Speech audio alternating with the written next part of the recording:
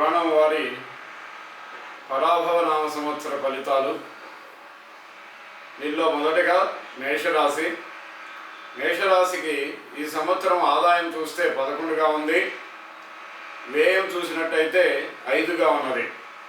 అంటే ఆదాయము బాగానే ఉన్నా కానీ ఇటువంటి వస్తువులు కొనటము అట్లాంటివి ఎక్కువగా జరగవు. శుభకార్యాలు కూడా అంతగా చేసుకునేటటువంటి స్థితి కనపడట్లేదు. డబ్బుని పొదుపు చేసుకునేటటువంటి అవకాశం కనపడుతుంది. లేదా ఇంతకుముందు ఏదైనా ఖర్చు పెట్టి ఉంటే ఆ ఖర్చుని నివారణ చేసుకునేటటువంటి, అంటే ఖర్చులని రుణాలను కొద్దిగా ఏమైనా ఉన్నట్టయితే తీర్చుకునేటటువంటి వ్యవస్థగా కనపడుతూ ఉన్నది. కాబట్టి రాజపూజ్యము 11, వ్యయము 5గా ఉన్నది. అయితే రాజ్యపూజ్యం చూసినట్టయితే 2, అవమానము 4గా ఉన్నది. రాజ్యపూజ్యం కూడా కొద్దిగా తక్కువగానే ఉంది. అంటే శనిగ్రహం అనేది కొద్దిగా ఏళ్ళనాటి శనిలో సంచరించడం వల్ల మనం చేసే పనుల వల్ల కొద్దిగా మనల్ని తప్పు పట్టడము, లేదా మనము కొద్దిగా తప్పు ద్రోవల్లో పోవటము, ఇట్లాంటివి చేయటం వలన పెద్దలను వ్యతిరేకించడము, పెద్దలతో విరోధాలు పెట్టుకోవడము, పెద్దలు చెప్పిన మంచి మాటలు వెనక వ్యతిరేకం తిరగటము, పెద్దలు చెప్పింది ప్రతిదీ కూడా మనకి వ్యతిరేకంగా ఉండటము, ఇట్లాంటి వాటి వల్ల నీకు రాజ్యపూజ్యము కొద్దిగా బాగా తగ్గుతూ వస్తున్నది. అవమానాలు ఎక్కువగా ఉండటానికి అవకాశం ఉన్నది. అవమానం వచ్చి 4 పాళ్ళు ఉన్నది. కాబట్టి ఈ సంవత్సరము పెద్దలతోనూ మనం చేసే పనులు నీతి నిజాయితీతో గాను చేసే పనులు బద్ధకం లేకుండా చక్కగా చేసుకున్నట్టయితే అన్ని రకాలుగా మంచి ఫలితాలు కలగటానికి అవకాశం ఉన్నది. నిద్ర ఎక్కువ అవుతుంది, బద్ధకం పెరుగుతుంది, దొంగ మాటలు చెప్పడం అవుతుంది. ఇట్లాంటివి కొన్ని జరగడం వల్ల కొన్ని ఇబ్బందులు ఎదుర్కోవాల్సి వస్తుంది. తర్వాత గ్రహస్థితి వాటి పరిశీలన చూసినట్టయితే 6వ స్థానంలో శనిగ్రహం సంచరిస్తున్నది. 6వ స్థానము అంటే ఇక్కడ మీనరాశిలో, మేషరాశి వారికి మీనరాశిలో సంచరిస్తుంది. అంటే 12వ స్థానంలో సంచరించడం వల్ల ఏళ్ళనాటి శని అనేది నడుస్తున్నది. ఈ సంవత్సరం అంతా కూడా ఏళ్ళనాటి శని ఉంటుంది. అట్లానే జూన్ 2 వరకు గురువు వచ్చేసరికి మిథున రాశిలో నడుస్తాడు. తర్వాత కర్కాటక రాశిలోకి, ఆ తర్వాత అక్టోబర్ 31 నుంచి సింహరాశిలోకి సంచరించడం అనేది జరుగుతుంది. తర్వాత జనవరి 25 నుంచి మరలా కర్కాటక రాశికి రావడం జరుగుతూ ఉంటుంది. అట్లానే రాహు కేతువులు వచ్చేసరికి డిసెంబర్ 5 వరకు వాళ్ళ స్థానాల్లో నడుస్తూ ఉంటారు. ఒకటి కుంభరాశి, కేతు వచ్చేసరికి సింహరాశిలో ఉంటాడు. ఈ విధంగా ఉండటం వల్ల ఈ గ్రహస్థితి సంచార ప్రభావంగా వీరి ఫలితాలు చూసినట్టయితే మెయిన్గా ఏళ్ళనాటి శని ప్రభావం ఎక్కువగా ఉండటం వల్ల ఈ ఏళ్ళనాటి శని వలన కొద్దిగా మనకి దగ్గర వాళ్ళే విరోధులుగా ఉండటము, మన పెద్దవాళ్ళు కొద్దిగా విరోధంగా ఉండటము, చేసే పని సక్రమంగా చేయలేకపోవడము, బద్ధకం బాగా పెరగటము, ప్రయాణాలు ఎక్కువగా జరగటము, అనవసరమైన పనులకు తిరిగి అనవసరంగా మనం చేయవలసిన మంచి కర్మలు చేయకుండా, అంటే కొన్ని విద్యార్థులు అయితే చదవకుండా వాళ్ళ యొక్క పనిని టయాన్ని వేస్ట్ చేసుకోవటము, అదే ఉద్యోగస్తులైతే వాళ్ళ పని చేయకుండా వేరే వాళ్ళ పనులు చేసుకోవడం, వాళ్ళ వల్ల ఇబ్బందులు పడటం, వాళ్ళ ద్వారా నష్టం ఎదుర్కొనటము, ఇట్లాంటివి ఎక్కువగా కనపడుతున్నాయి. వచ్చిన లాభం కూడా కొద్దిగా ఖర్చులకి ఎక్కువగా ఉపయోగపడేటట్టు ఉన్నాయి. అంటే ఖర్చులు ఎక్కువ చేయడానికి అవకాశం ఉన్నది. వచ్చిన లాభం నిలబడదు, వచ్చిన మాట నిలబడదు. ఒకవేళ వచ్చిన కీర్తి ప్రతిష్టలు వచ్చినా ఇవి ఎక్కువ కాలం నిలబడవు. ఈ విధంగా ఎక్కువగా నడుస్తున్నది. అంతేకాకుండా ఏళ్ళనాటి శని వలన ప్రమాదాలు ఎక్కువగా జరగడానికి అవకాశం ఉన్నది. ప్రయాణాలు చేసేటప్పుడు కానీ, ఆడుకునేటప్పుడు కానీ, విద్యార్థులైతే ఆడుకునేటప్పుడు కానీ, ఉద్యోగస్తులైతే ప్రయాణాలు చేసేటప్పుడు కానీ, లేకపోతే మరి పెద్దవాళ్ళు అయితే ఆరోగ్య పరిస్థితులు కానీ, ఇవన్నీ కూడా జాగ్రత్తగా చూసుకోవాల్సింది జరుగుతుంది. కాళ్ళ నొప్పులు కానీ, ఎముకల నొప్పులు కానీ, నరాలకు సంబంధించిన ఇబ్బందులతో కొద్దిగా బాధపడటానికి అవకాశం ఉన్నది. కాబట్టి వీటి నివారణకి ప్రతి శనివారం కానీ ప్రతి రోజు కానీ గోవిందనామాలు చదువుకున్నట్టయితే కొంతవరకు మీరు బయటపడతారు. అట్లానే శనేశ్వరుడికి తైలాభిషేకం చేసుకున్నట్టయితే మీరు ఈ నష్టాల నుంచి కొద్దిగా ఇబ్బందుల నుండి కొద్దిగా తొలగిపోవడానికి అవకాశం ఉన్నది. అయితే మీకు ఆరోగ్య పరిస్థితులు కొద్దిగా ఎక్కువగా ఇబ్బంది పెట్టేటటువంటి స్థితి కనబడుతుంది. ఆరోగ్యం ద్వారా కొన్ని ఖర్చులు చేయాల్సి వస్తుంది.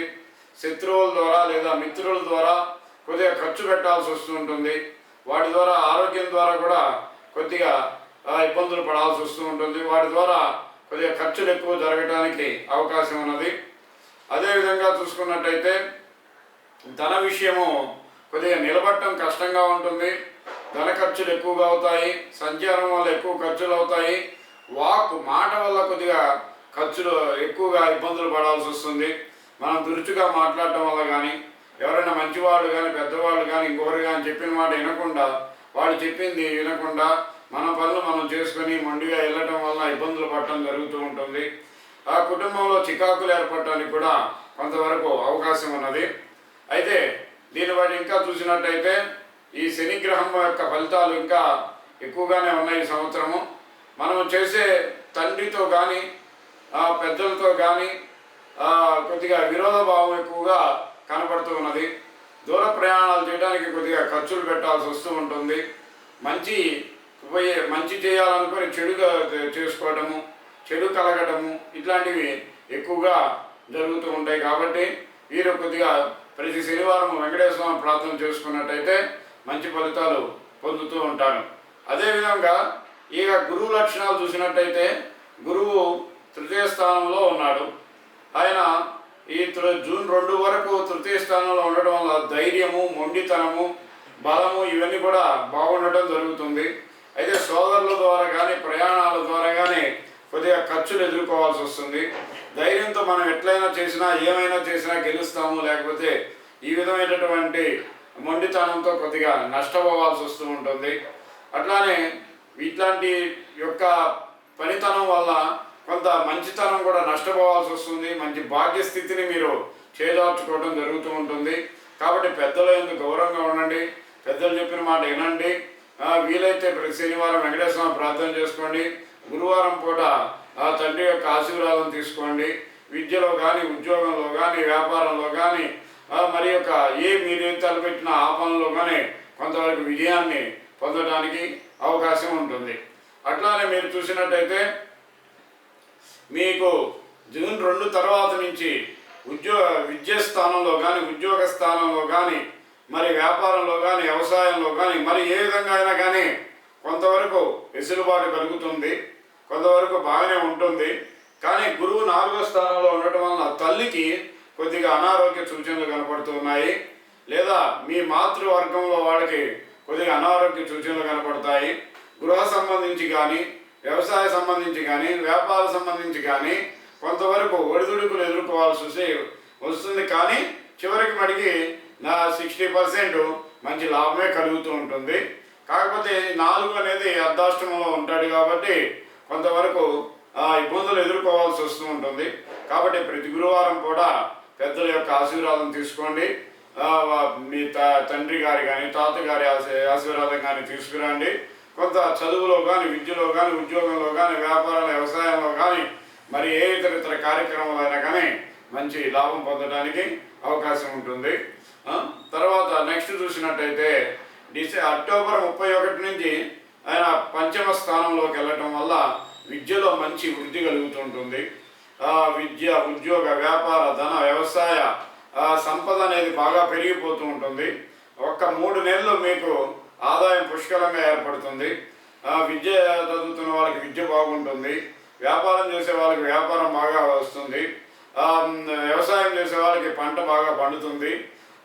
ఇంకా ఉన్నత స్థానంలోకి వెళ్ళాలి అని ప్రమోషన్ కావాలి అనుకున్న వాళ్ళకి ప్రమోషన్ జరగడానికి అవకాశం ఉన్నది. సంపద అనేది పెరగడానికి అవకాశం ఉన్నది. అక్టోబర్ 31 నుంచి జనవరి 25 దాకా మీకు ఇట్లాంటి పరిస్థితి ఉంటుంది. జనవరి 25 నుంచి మళ్ళా మీకు ఈ ఫలితాలు కొద్దిగా తగ్గుముఖం పడతాయి. వాహన ప్రమాదం కానీ, లేకపోతే పెద్దల ద్వారా కొద్దిగా ఇబ్బందులు పడటం కానీ, పెద్దలు మీ జాతకం పరంగా కొద్దిగా అనారోగ్య సూచనలు కలగటం కానీ ఇట్లాంటివి కొద్దిగా నడుస్తూ ఉంటాయి. కాబట్టి గురువారం పూట శనగలు దానం ఇచ్చుకొని ఈశ్వరుణ్ణి సాయంత్రం పూట 6ంటికి గురువారం పూట ఆయన దర్శనం చేసుకొని ఆయనకి 11 ప్రదక్షిణాలు చేసుకున్నట్టయితే మీకు మంచి ఫలితాలు విద్యలో కానీ, ఉద్యోగంలో కానీ, వ్యాపారంలో కానీ, వ్యవసాయంలో కానీ, మరి ఏ ఇతర కార్యక్రమంలో అయినా కానీ మీకు సంపూర్ణంగా విజయం లభిస్తుంది. అట్లానే రాహు 11వ స్థానంలో తిరుగుతున్నాడు. ఆ సంచారం వల్ల కూడా మీకు కొంతవరకు ఆకస్మిక లాభాలు వచ్చినా కానీ ఈ ఏళ్ళనాటి శని వల్ల కొన్ని అవన్నీ కూడా నష్టపోవడం జరుగుతూ ఉంటుంది. అది మానసిక సంతోషం అలా వచ్చి అలా పోతూ ఉంటుంది. అది కొద్దిగా మీరు స్థిరత్వం చేసుకోగలిగినట్లయితే బాగుంటుంది. దానికి గాను ఈశ్వరుడితో పాటు అమ్మవారి యొక్క ప్రార్థనలు కూడా చేసుకోండి. దుర్గా అమ్మవారి ప్రార్థనలు చేసుకోండి, మీకు మంచి జరుగుతుంది. అట్లానే డిసెంబర్ 5 తర్వాత మటుకి మీరు చేసే పనుల్లో కొద్దిగా ఒత్తిడి పెరగటము, స్థానచలనం పెరగటము, స్థాన మార్పిడి జరగటము, లేదా ఉద్యోగంలో కొద్దిగా ఒత్తిడి జరగటము, ఇట్లాంటివి కొద్దిగా చేసే పని మొండితనంగా చేయటము, ఒకరి మాట వినకుండా ఇంకొకరికి మొండితనం అనేది బాగా పెరిగిపోయి మనం చేసే లక్షణాలు కొన్ని చెడిపోవడానికి అవకాశం ఉన్నది. కాబట్టి అప్పుడు అమ్మవారికి ఒకసారి కుంకుమ పూజ చేసినట్టయితే డిసెంబర్ 5 తర్వాత నుంచి మీకు అన్ని మంచి ఫలితాలు అనేది జరుగుతూ ఉంటాయి. ఈ విధంగా పరిశీలించినట్టయితే మేషరాశి వారికి ఈ విధంగా ఉంటుంది. అట్లానే మేషరాశి వారికి ఈ మార్చి దగ్గర నుంచి అంటే సుమారుగా 15వ తారీఖు నుంచి తర్వాత మార్చి, ఏప్రిల్, మే వరకు చూసినట్టయితే కొన్ని అనారోగ్య సూచనలు కనపడుతున్నాయి. జ్వరము కానీ, లేదా ప్రమాదాలు కానీ, లేకపోతే ఇట్లాంటివి జరగడానికి అవకాశం ఉన్నది. కొద్దిగా జాగ్రత్త పడితే ఈ 2 నెలల్లో మీకు ఈ ప్రమాదాల నుంచి తప్పించుకోవచ్చు. వాహన ప్రమాదాలు, అనారోగ్య సూచనలు, జ్వరాలు, లేకపోతే దగ్గు, ఇట్లాంటివి కొన్ని ఏర్పడటానికి అవకాశం ఉన్నది. కాబట్టి ఈ 2 నెలలు కొద్దిగా జాగ్రత్తగా ఉండండి. వీలైతే కందులు దానం ఇచ్చుకోండి, తర్వాత నుంచి మీకు బాగుంటుంది. ఈ విధంగా మేషరాశికి మనం చెప్పుకోవచ్చు. మేషరాశి వారికి ప్రధానంగా మీకు 9 అదృష్ట సంఖ్య అవుతుంది. మీరు కందులు దానం ఇచ్చుకొని ఈ సంవత్సరం ఎక్కువగా వెంకటేశ్వర స్వామిని ప్రార్థించుకున్నట్టయితే మీకు అంతా శుభం జరుగుతుంది.